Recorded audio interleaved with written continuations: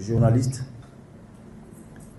Je suis Eli Kamano, comme il l'a dit, artiste, auteur-compositeur panafricain.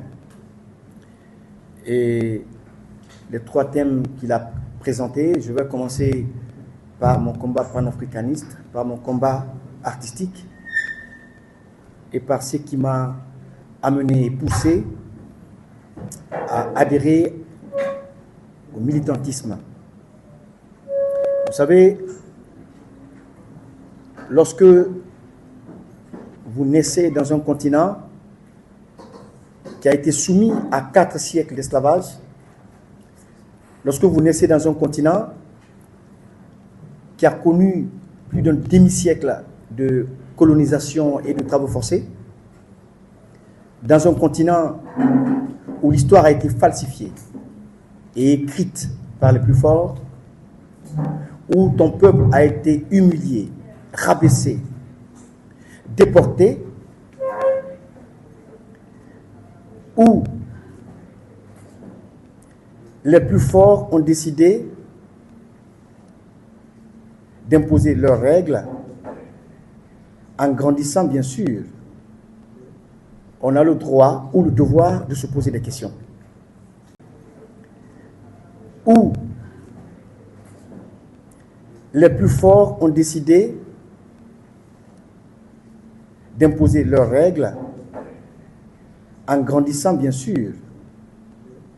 On a le droit ou le devoir de se poser des questions.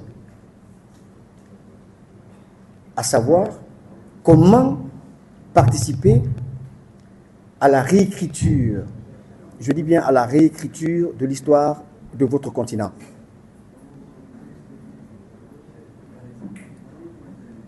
Et donc, et à la réhabilitation de la vérité historique des faits. C'est ce qui m'a amené à m'engager dans ce militantisme.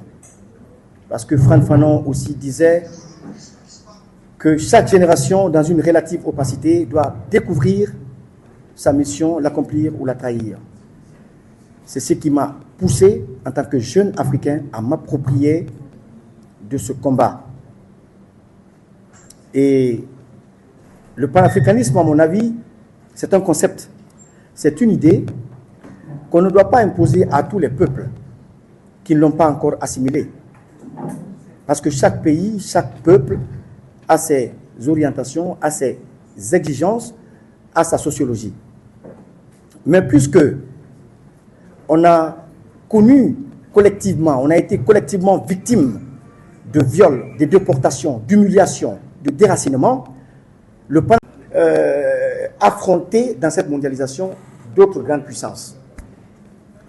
Alors, ça, c'est les raisons qui m'amènent à m'engager dans ce combat, dans ce militantisme. Ensuite, quand on parle de l'éveil de la jeunesse africaine, aujourd'hui, je peux le dire sans me tromper, que la jeunesse africaine est éveillée. Elle est éveillée, mais elle n'est pas comprise par certains dirigeants. Elle est éveillée parce qu'elle ressent partout dans le monde entier les changements qui s'opèrent dans certains pays, comme le Sénégal. Parce que vous n'êtes pas sans savoir, tout à l'heure il a dit que je suis l'auteur d'une chanson intitulée « Libérer Sonko l'Africain ». En tant que panafricain, pourquoi j'ai chanté ce morceau?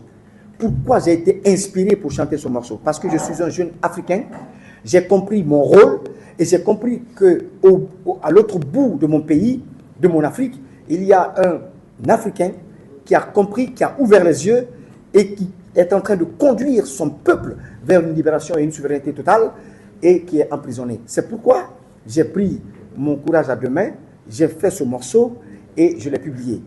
Donc, c'est pour vous dire que la jeunesse guinéenne et africaine a compris et adhère au combat. Elle adhère parce que aujourd'hui, quand les changements s'opèrent dans les pays comme le Cameroun, les Sénégalais le ressentent et ils adhèrent. Quand les changements s'opèrent au Togo, les Sénégalais le ressentent et ils adhèrent. Donc, la même manière que vous ressentez ici le changement qui s'opère dans d'autres pays, c'est comme ça que nous aussi, nous ressentons les changements qui s'opèrent dans tous les autres pays africains. Et je pense que le Sénégal est un cas d'école parce que je suis guinéen, je sais que j'appartiens à un peuple très résigné, un peuple qui a du mal à sortir de sa coquille pour aller chercher sa liberté. Parce que la liberté ne se donne pas, elle s'arrache. Le Sénégal a arraché sa liberté, le Sénégal a arraché ce qui lui revient de droit. Voilà pourquoi je dis que toutes les jeunesses ont compris aujourd'hui, africaines, ont compris aujourd'hui et adhèrent à la lutte et à l'éveil de conscience. Il n'y a pas que des critiques au sein du panafricanisme. Il y a des actes, les axes sur lesquels aussi nous nous engageons. Nous sommes tous d'accord ici que l'Afrique et les Africains ne peuvent pas tous se mettre ensemble sur tous les axes. Mais il y a des axes prioritaires, comme la sécurité, l'énergie, l'économie et la communication. Pourquoi la sécurité? Parce que nous estimons que l'Afrique doit avoir sa propre armée. Pas une armée qui sera financée par les puissances étrangères.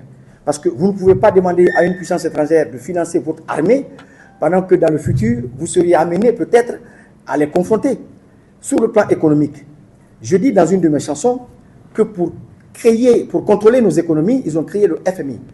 Il faudrait que l'Afrique ait son FMA, son fonds monétaire africain.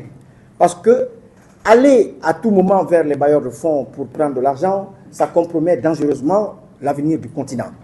Sur le plan énergétique, il faut que l'Afrique s'industrialise, parce que l'avenir, c'est dans ça. Alors,